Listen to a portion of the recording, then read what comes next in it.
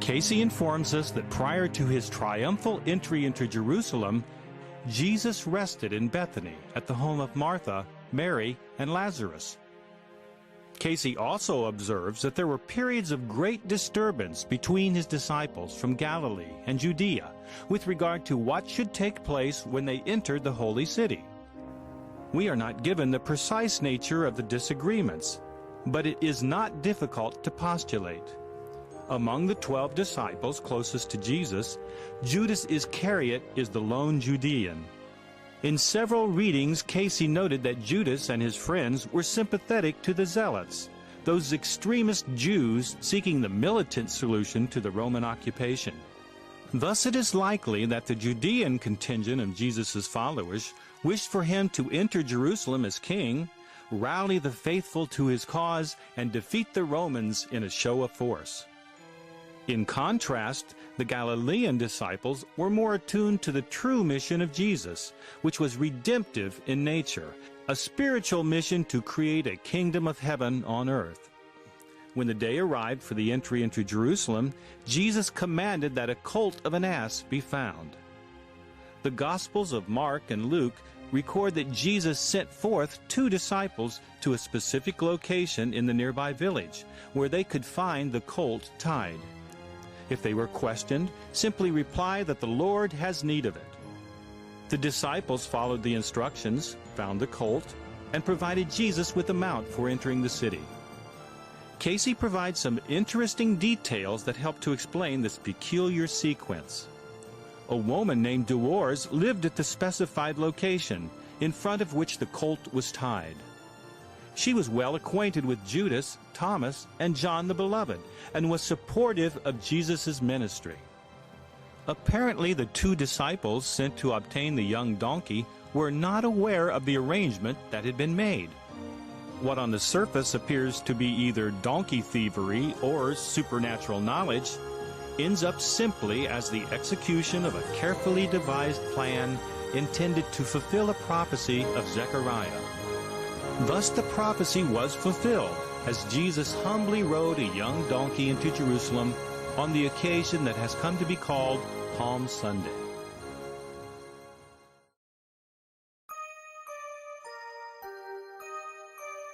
Casey's readings indicate that Zebedee, the father of James and John, was a wealthy businessman and owner of property. We are told that Jesus and his followers sometimes used buildings owned by Zebedee for meetings and lodging. So it was for the Last Supper. Casey's account of the Last Supper is a remarkable example of the detail that he can provide from his reading of the Akashic records. The menu was simple: boiled fish, rice, leeks, wine, and bread. The handle on one of the pitchers used for serving was broken, as was the lip. Jesus wore the pearl gray robe made by Martha, wife of Nicodemus. Jesus' hair was almost red, inclined to be curly in portions, yet not feminine or weak, strong, with blue or steel gray eyes that were heavy and piercing. His weight was at least 170 pounds. His fingers were long and tapering, with well-kept nails, although the nail on the left little finger was a bit longer than the rest. Casey's description of the disciples is likewise full of detail. The most handsome disciple was Judas. John was the youngest, smooth, oval face, dark hair, and the only disciple with short hair. Peter, rough and ready, very short beard, and not altogether clean. His brother Andrew was just the opposite. His hair was very sparse, but inclined to be longer on the beard and mustache. Andrew's robe was always nearly gray or black, with striped breeches. Jesus was cheerful as the time of his capture and trial approached.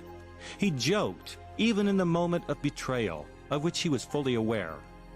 Casey's readings affirm that Judas's betrayal arose from his desire to force the issue of Jesus' status as king of Judea and to fulfill the words spoken by Jesus himself at the dinner. As the last of the wine and bread was consumed, Jesus gave the symbols that are now practiced as the Holy Communion. After the foot washing, they sang the 91st Psalm as Jesus played the harp. It was finished. They left for the garden where Jesus spent the night in prayer and was arrested by soldiers on the order of the Jewish Sanhedrin, where he was taken for questioning before being handed over to Pontius Pilate for sentencing.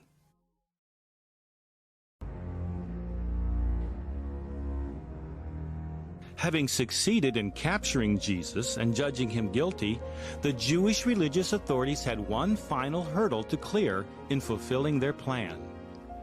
Because they were an occupied people under Roman law, they did not have the legal authority to condemn Jesus to death. For that, they needed the cooperation of Pontius Pilate, the Roman representative in the land. Pilate's obstinate refusal to condemn Jesus is well established in the Gospels. He knew Jesus was innocent of the charges and sought to have him freed.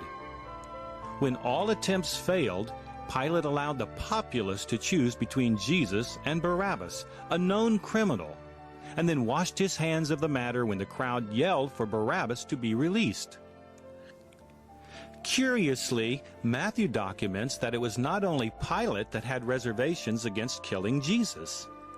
His wife also advocated for Jesus' release because of a bad dream.